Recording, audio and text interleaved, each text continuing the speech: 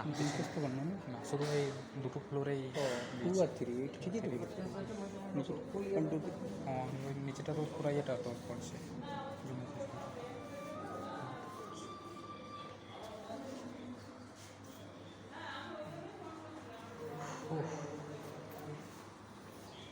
ভিডিওটা দেখতে আমার মনে হয় ভালো।